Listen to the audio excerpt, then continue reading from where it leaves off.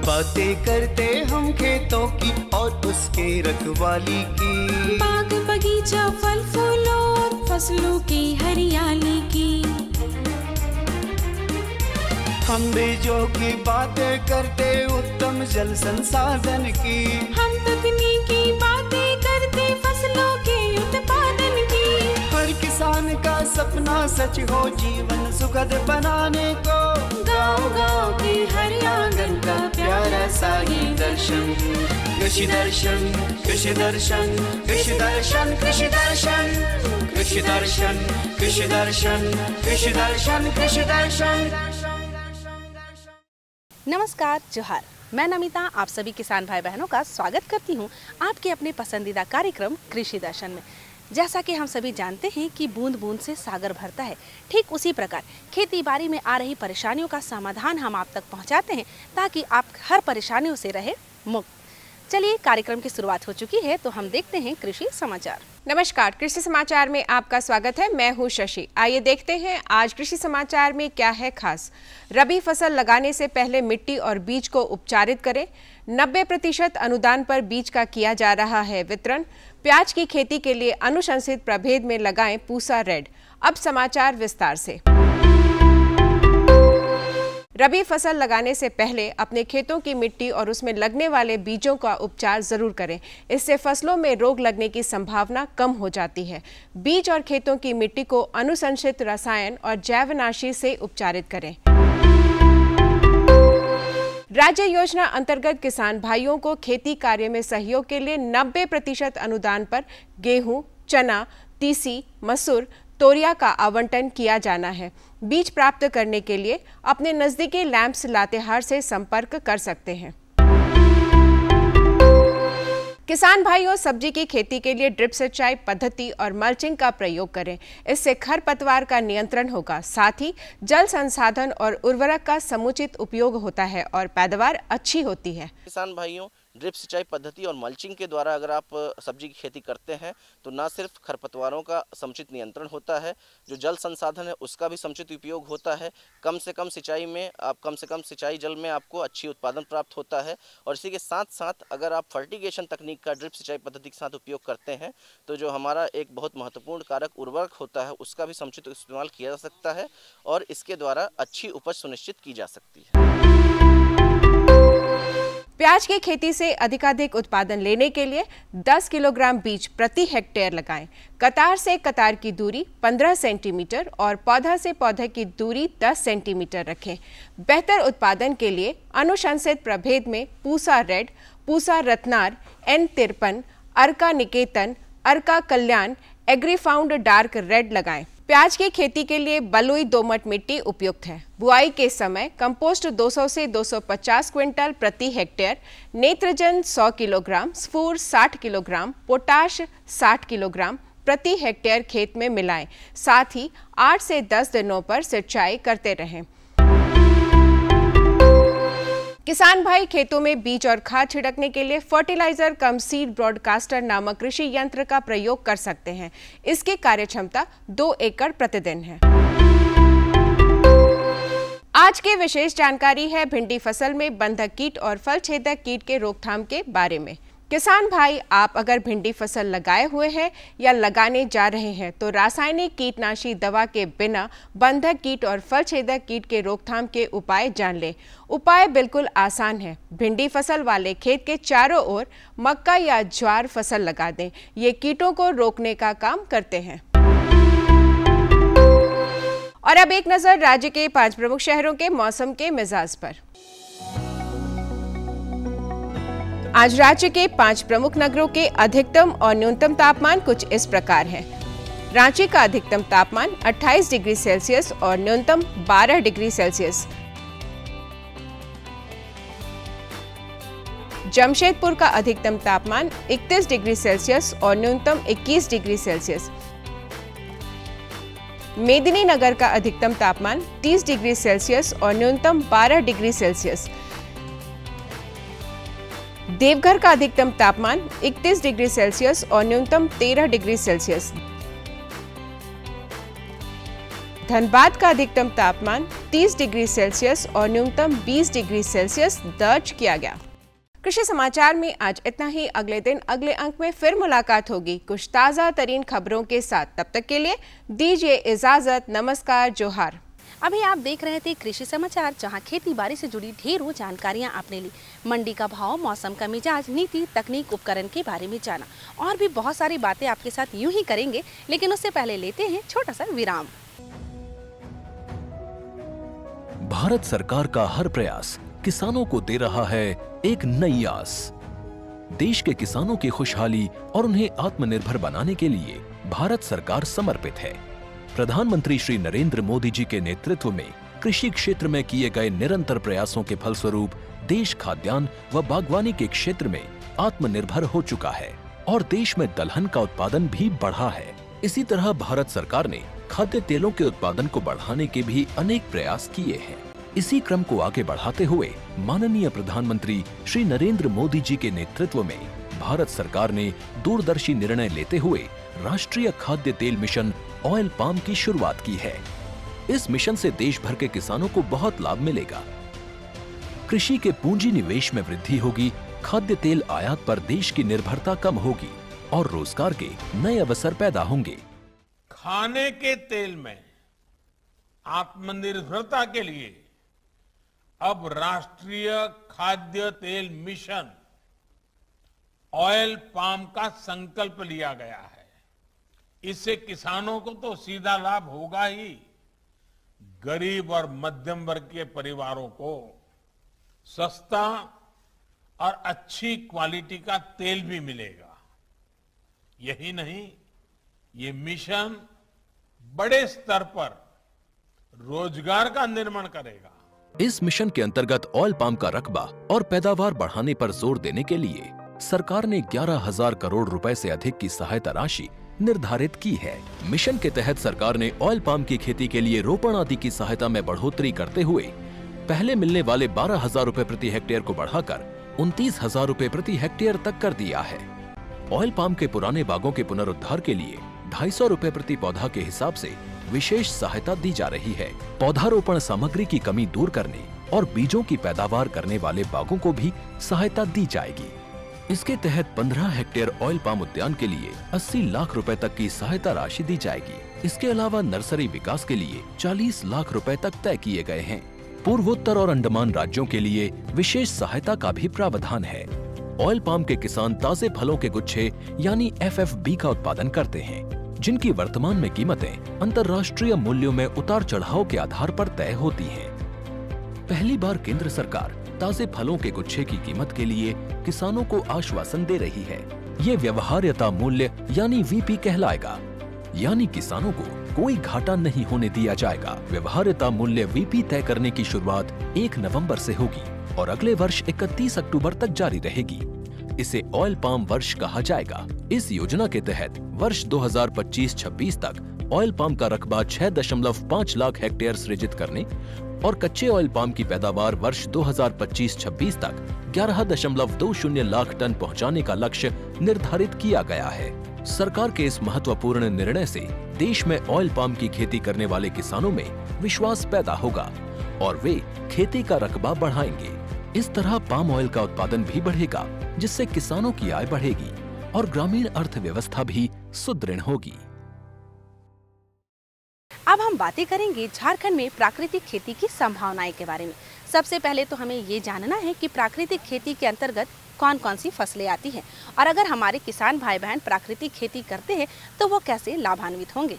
किसान भाइयों, हाल के दिनों में एक शब्द जो है काफ़ी प्रचलन में है, प्राकृतिक खेती, या यूँ कहें कि यह शब्द जो है काफ़ी पुराना है, लेकिन हाल के दिनों में काफ़ी सुना जा रहा है। तो आज हमने जो है इस विषय पे चर्चा करने का मन बनाया है और इस विषय पे चर्चा करने के लिए हमारे साथ विशेषज्ञ के रूप में है डॉक्टर मनोज कुमार। जैसे कि आज का हमारा विषय है कि प्राकृतिक खेती, और हमारे प्रधानमंत्री भी जो हैं आदरणीय, वह भी कह रहे हैं कि प्राकृतिक खेती की तरफ किसानों को रुख करना चाहिए। तो सबसे पहले तो ये बताएं कि प्राकृतिक खेती है क्या, और दूसरा जो एक जैविक खेती चलन में है उससे किस हद तक अलग है। देखिए, प्राकृतिक खेती जो है यह बिना रासायनिक उर्वरक कीटनाशक फफूंदनाशक की खेती की जाती है। यह जो है नेचुरल बेस पे जो है, जो गांव के आसपास संसाधन है उसी को तैयार करके आप जो है नेचुरल खेती करते हैं। तो नेचुरल खेती और ऑर्गेनिक खेती में अंतर यही है कि ऑर्गेनिक भी वही है कि उसमें कोई केमिकल नहीं डालेंगे, कोई ये कीटनाशक फफूंदनाशक नहीं डालेंगे, लेकिन ऑर्गेनिक में कुछ चीज़ें बाज़ार से ले सकते हैं।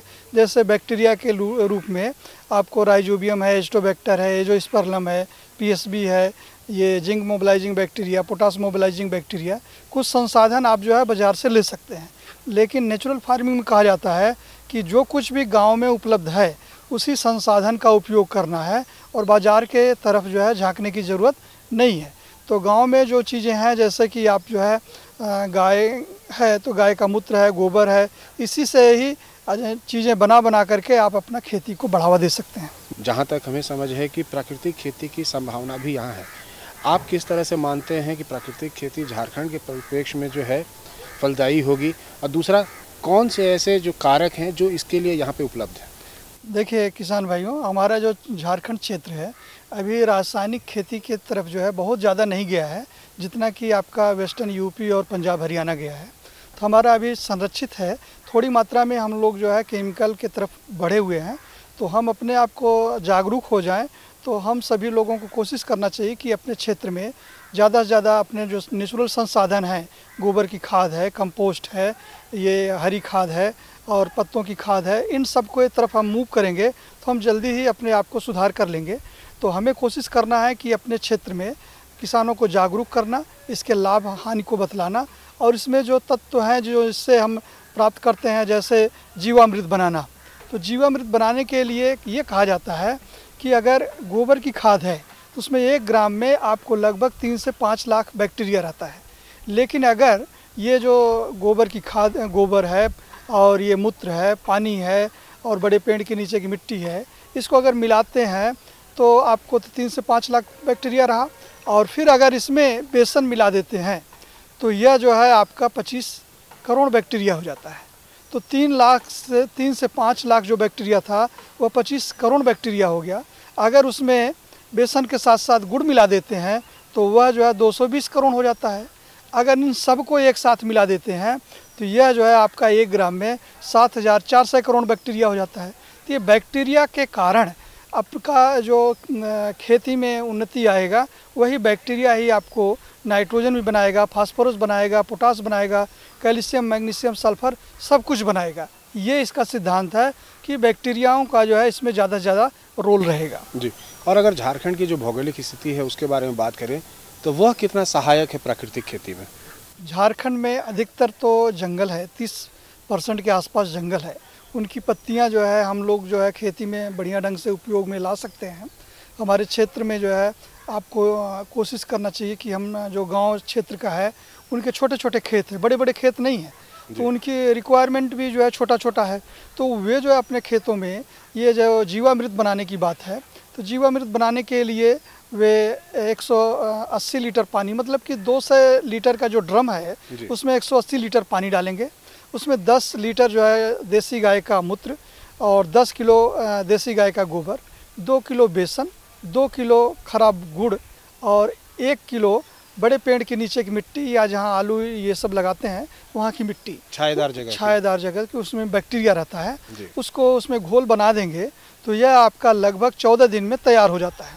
तो 14 दिन में अगर गिनती कराने के लिए देखेंगे तो उसमें 7400 करोड़ बैक्टीरिया मौजूद हो जाता है।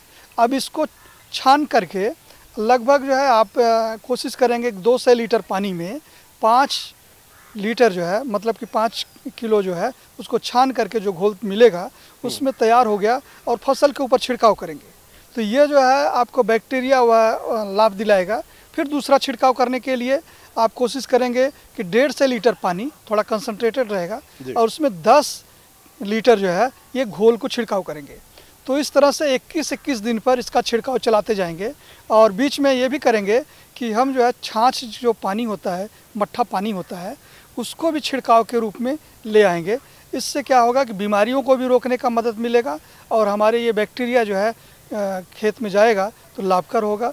अगर अतिरिक्त मिलता है, बचता है, तो जितनी बार सिंचाई करते जाएंगे और वो नाली के पास छेदा बना करके रख दिए, पानी के साथ धीरे धीरे चलते जाएगा। तो 10-10 दिन में हम सिंचाई देते हैं तो 10-10 दिन में हमारे खेत में बैक्टीरिया की संख्या बढ़ती जाएगी। अच्छा, क्या सर लगता है कि जो हरित क्रांति का दौर था, इसमें उत्पादन को बढ़ाने की बात थी, उसके कारण जो मिट्टी है उसके स्वास्थ्य में ह्रास हुआ है, इसलिए अब लोगों का रुझान वापस प्राकृतिक खेती की तरफ आ रहा है, या और भी कोई कारण है? यही है कि अगर हम जिस समय हरित क्रांति आया उसमें जो इम्प्लीमेंट्स और सीड्स और फर्टिलाइज़र की बात हुई, साथ में अगर हम ये जोड़ लिए होते कि हमें ये नेचुरल फार्मिंग जो ऑर्गेनिक है, जो गोबर खाद है, कंपोस्ट है, इसको भी छोड़ना नहीं है, ये भी हिस्सेदारी इसकी रहनी चाहिए, तब हमारे ज़मीन में ये बैक्टीरिया की संख्या बनी रहती।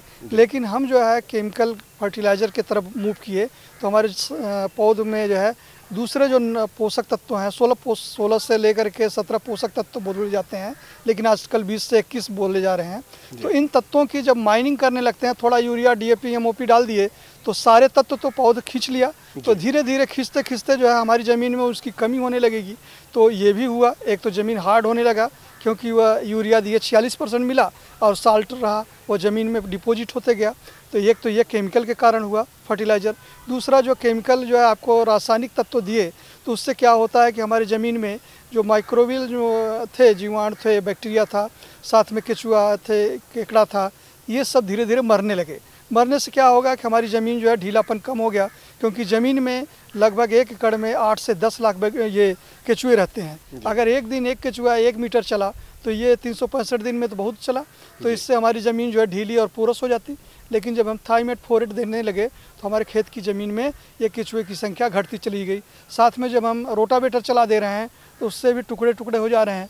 तो इसलिए ये बातें आ रही हैं कि हम जो जैविक खेती के साथ साथ नेचुरल है तो उसमें घास फूस पत्ते को ढकें, उससे ज़मीन की नमी बनी रहे तासीर, और उसमें बैक्टीरिया बढ़े, उसमें केचुए की संख्या बढ़े, उसमें जो है ओपन करेंगे तो उसमें कार्बन उड़ेगा। तो हम अपनी ज़मीन की ज़्यादा से ज़्यादा उर्वर बनाएं और उसमें जो पहले जो चीज़ें थी वह चीज़ धीरे धीरे वापस आए, ये चीज़ ध्यान में रखना चाहिए। तो किसान भाइयों, देखा आपने कि हमारे विशेषज्ञ ने आपको काफ़ी अच्छे ढंग से बताया कि प्राकृतिक खेती की संभावना हमारे झारखंड में अपार है, और ख़ासकर जो यहाँ पे लो इनकम ग्रुप हैं, जो किसान हैं, जिनकी क्रय शक्ति चाहे वो उर्वरक हो चाहे कीटनाशक हो खरीदने की कम है, उनके लिए काफ़ी फ़ायदेमंद है। सर, आप हमारे कार्यक्रम में आए, हमारे किसान भाई जुड़े और इतनी अच्छी और महत्वपूर्ण जानकारी इस विषय पर दी, इसके लिए आपका बहुत बहुत धन्यवाद। अब हम बातें करेंगे रबी फसलों में समेकित कीट प्रबंधन के बारे में। हमारे फसलों को कीट लग जाने के कारण काफ़ी नुकसान हो जाता है। तो आइए हम पहले जानते हैं कि समेकित कीट प्रबंधन के बारे में, ताकि हम अपने फसलों को कीटों से बचा सके। आज हम जानेंगे कि रबी सब्जी फसलों में समेकित कीट प्रबंधन कैसे करें। इस बारे में जानकारी देने के लिए हमारे साथ विशेषज्ञ के तौर पे हैं डॉक्टर राजेश कुमार जी। रबी सब्जी फसलों की जब बात करते हैं तो रबी सब्जी फसल में सबसे पहले तो हम आपसे जानना चाहेंगे कि कौन कौन से फसल हैं जो रबी सब्जी फसल के रूप में जाने जाएंगे। झारखंड में हम लोग देखते हैं कि ऑफ सीजन जो खेती होती है वो भी होती है और मेन सीजन में भी जो है खेती करते हैं।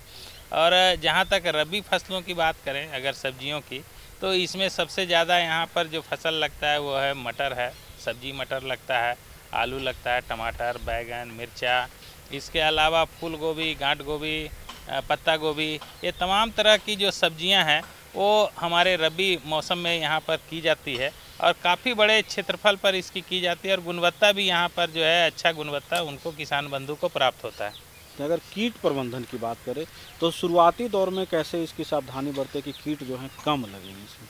देखिए, किसान बंधु को जो है सबसे पहले ये चाहिए कि जब भी अगर मान लीजिए कि हम लोग खेती बाड़ी की बात करते हैं तो उसमें जो है अगर बीज का चुनाव करते हैं तो वो कोशिश करना चाहिए कि बहुत सारे कीट रोग व्याधि से जो है रोग रोधी प्रजाति मिलती है उसको ही वो चयन करें।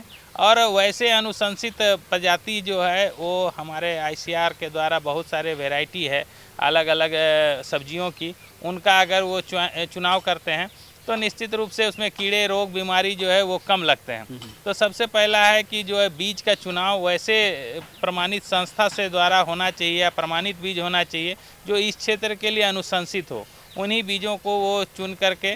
और दूसरा जो है हम लोग पहले इसमें देखते हैं कि FIR सिस्टम होता है कि अगर आप सबसे पहले अगर चाहें तो पहले फफूंदनाशक दवा से जो है उसका हम लोग बीज उपचार करेंगे।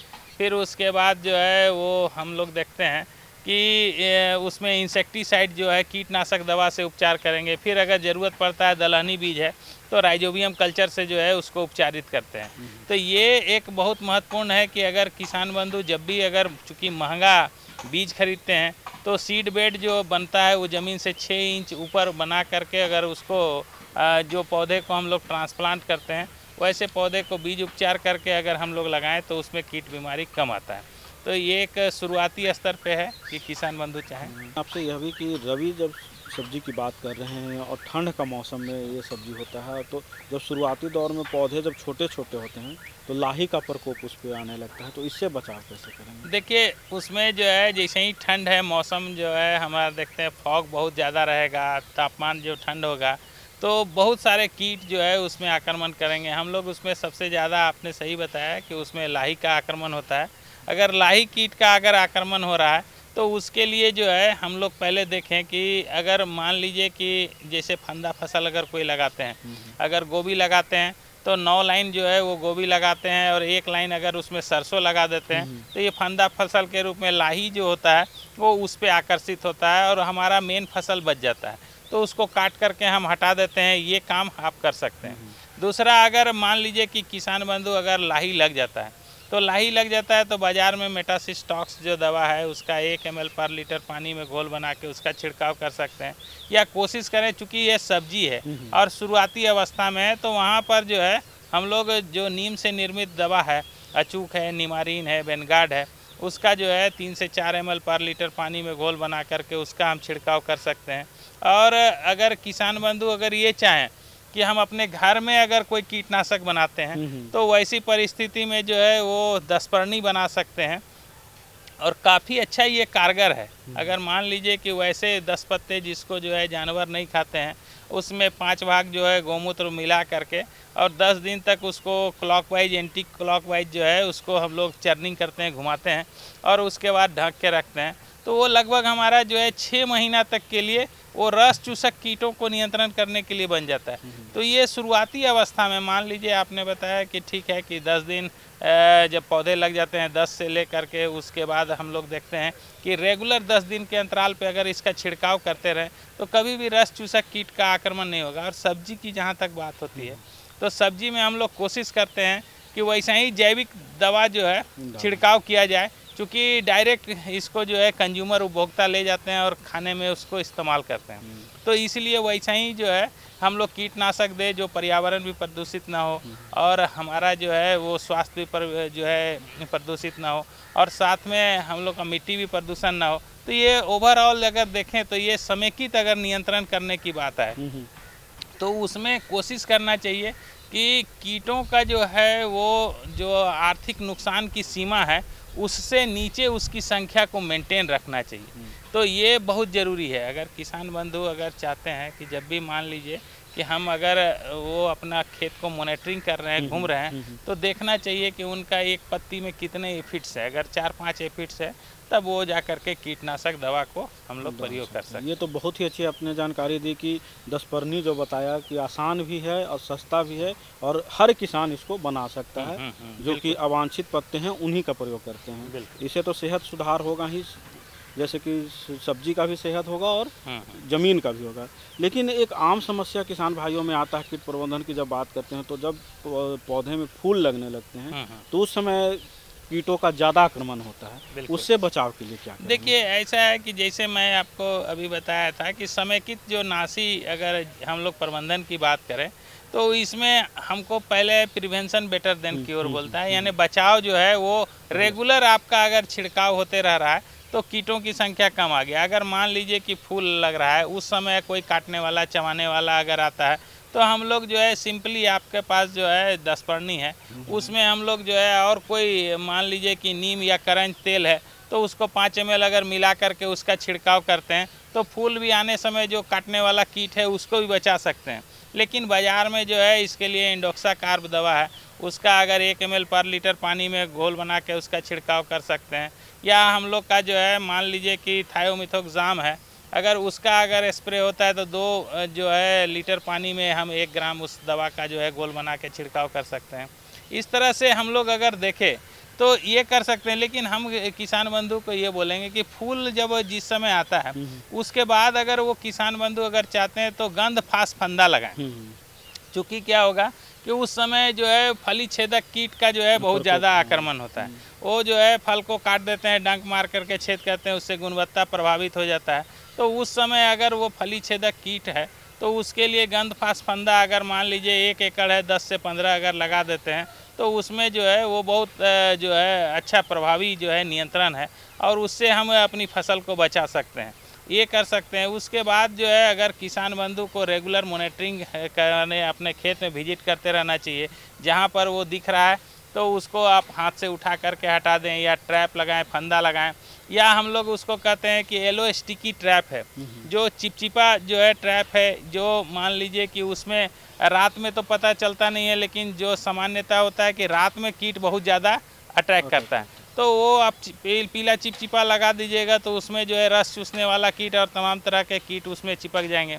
लाइट ट्रैप आता है, लाइट जलेगा तो उसमें बहुत सारे मौत है वहाँ आकर के जो है अट्रैक्ट हो जाते हैं और उसको फिर जो है उसके नीचे पानी और केरोसिन तेल डाला रहता है, वहाँ पर गिर करके मर जाते हैं।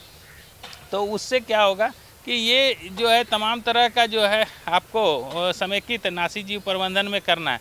और लास्टली जब मान लीजिए कि अगर कीट नियंत्रण नहीं हो रहा है तब फिर हम रासायनिक की ओर मूव करेंगे। लेकिन वैसा रासायनिक को जो है उसमें दवा को चुनाव करेंगे जिसका प्रभावी जो है क्षमता जो है 2-3 दिन तक रहे, ताकि कंज्यूमर जो उपभोक्ता है वो इस जो है इसका दुष्प्रभाव से उनका स्वास्थ्य प्रभावित ना हो। तो हमारे डॉक्टर साहब ने बताया कि येलो ट्रैप और लाइट ट्रैप का जो इस्तेमाल करेंगे उससे आप ज़्यादा से ज़्यादा अपने सब्जी को बचा सकते हैं और उत्पादन अच्छा प्राप्त कर सकते हैं। आप हमारे इस कार्यक्रम में और इतनी अच्छी और महत्वपूर्ण जानकारियाँ दी, इसके लिए आपका बहुत बहुत धन्यवाद। किसान बंधु जोहार। भाई बहनों, समय से छिड़काव करने से हमारी फसल कीट मुक्त होंगे और फसलों की पैदावार भी बढ़ेगी, जिससे हमें आर्थिक रूप से बहुत ही मदद मिलेगी और हम सफलता के मार्ग पर यूं ही बढ़ते जाएंगे।